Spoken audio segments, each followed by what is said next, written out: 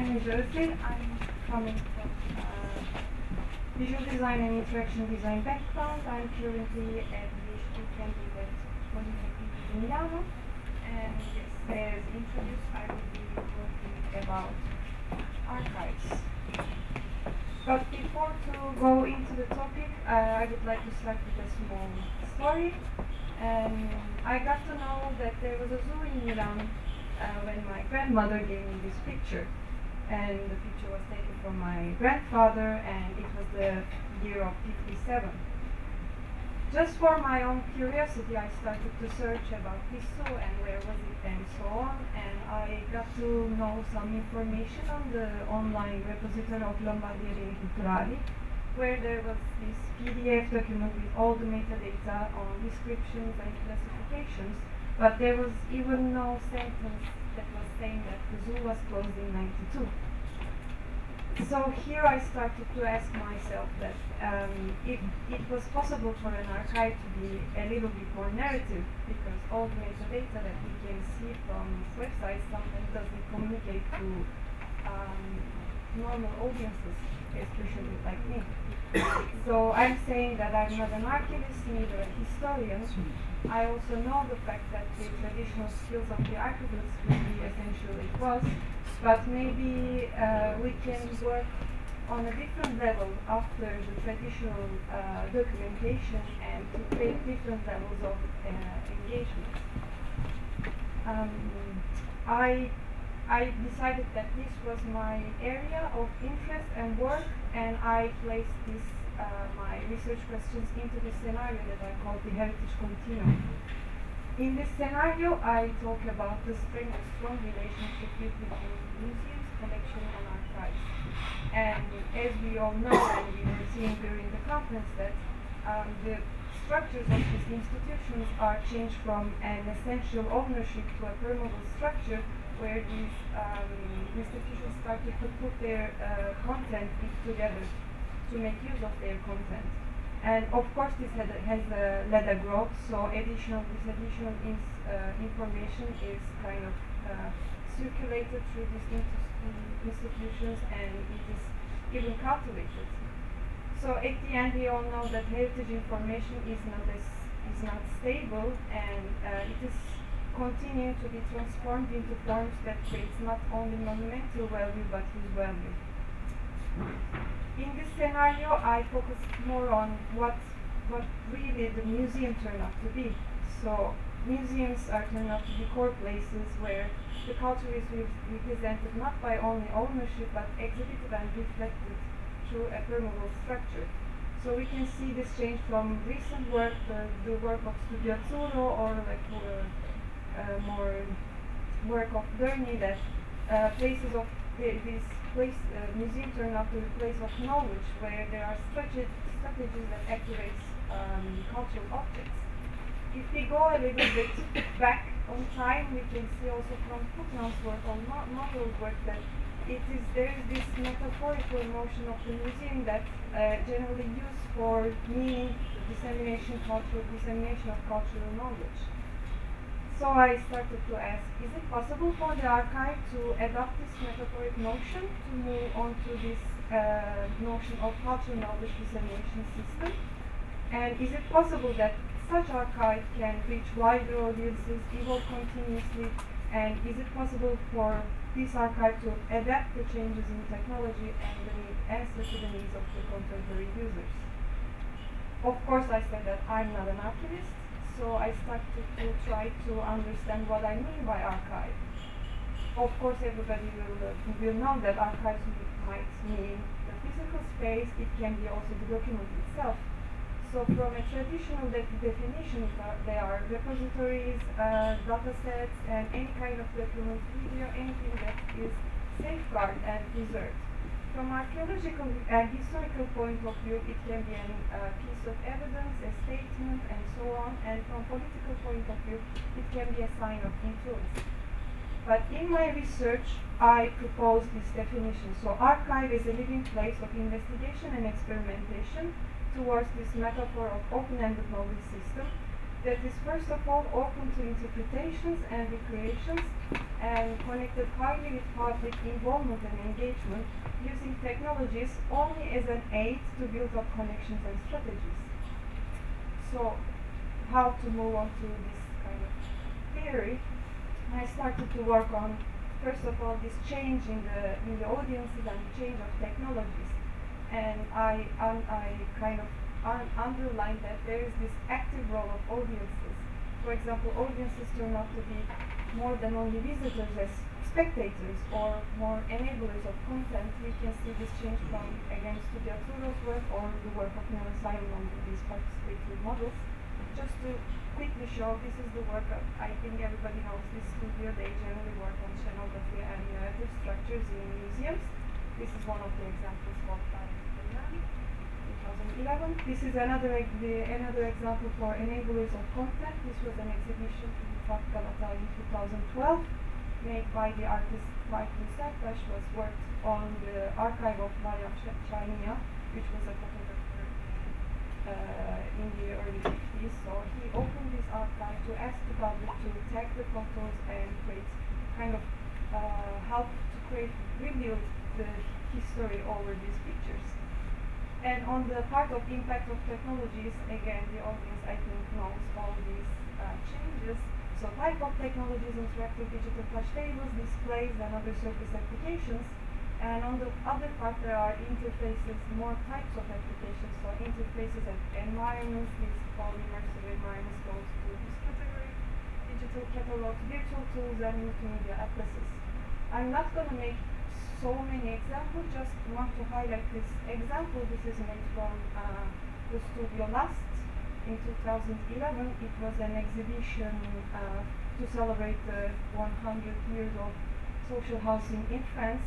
Works as any other interface. There is this file of the documents that you can click and so on. But the interesting part of this interface was the information was kind of enhanced using all the open data that is connected to the system. So, for example, here you can see another layer of pictures that comes from, for example, the Flickr galleries. On the other part, there was the whole concept of losing effect that I mentioned with the work of Putnam earlier. And I tried to extend this perception. So, and I have identified two areas, that was the taxonomic arrangements to diffuse memory and hidden knowledge through taxonomy. So on one part there was this longing to create meaning through ordering and categorizing, and on the other part there was this through constructions and kind of changing the boundaries of categories. There can be hidden knowledge that we could find out. So work of Boltanski can be an example. The second one comes from the old concept of cabinet of curiosities, but we can see it also from the work of Filio. And I will just fastly pass these examples. So the work of Boltanski to show the memory of the Holocaust, and then the work of Filio about these different ways of categorizing information. So I want to again show this citation.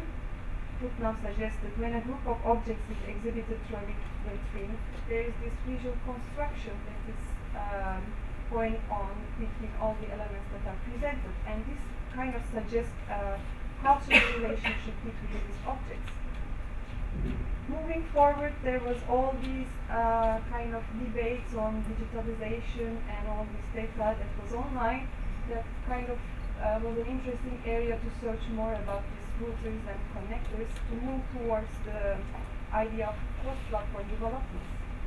So, investigating on the digitalized heritage on the net, there was, of course, we again all know, there was these platforms of research, so such projects such as Europeana, Google Cultural Institute, with all the open and digitalized heritage online, and there were a lot of European Union projects that were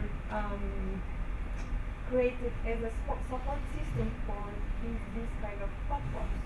But on the other hand, there was this possibility, because we all know that data or any kind of digitalized information has no longer clear boundaries. So there was this possibility to expand the idea of when we expand the idea of archives, maybe we would move towards this cross-platform development. I would like to show this example that is in the National Archives, made in 2013. So with any other example, there is this huge touch screen table in the middle of the exhibition, and all the visitors are invited to interact. But certain things were really interesting. For example, the lines in the middle of the interface, because any user, when they were interacting, the table were actually responding to the lines. And I say it's more like a platform, because while the users were interacting, you can also see from the walls that that kind of document that they were searching for. And it wasn't only in the physical space, so there was not such restriction about experiencing that, and they made also this digital exhibition online that you could continue interacting with the documents. Okay, I kind of thought. And so, my question was, is it an exhibition or is it kind of an archive? So I started to explore these structures between exhibiting and archiving. And so there are such structures that archival materials are not used only to make an exhibition, but they are more enhancers of knowledge, and interacting with it, the information can be continuously grow. I think, yeah, I want to make this citation, but I think I can pass. What I wanted to mean is that sometimes when we are interacting with documentation, it might continue to grow, so it moves from it is not anymore only a record for the archives. So I think this work shows it pretty clearly. It's a timekeeper made in the Museum of Jewish Heritage, 2009. There is this dial in front of the interface that you can turn, and while turning you can kind of experience more the installation outside of the museum, the Garden of Stones. And you can move from time, so you can see when it's made, you can see when there was snow, you can see when there was night. And so to close up, I mentioned so many things, so I wanted to recap my points. On one part, I talked about this activation process. It's more like what we are accustomed to see in the museums. So not only valorization activities, but work on more accessibility of these documents. So I propose to work on the value proposition, and I mentioned that we are working on different levels and scales of the archival documents. So we are not deconstructing actually the whole archive, but we are reconstructing over. And on the other part, I mentioned this metaphorical use, open and living archive.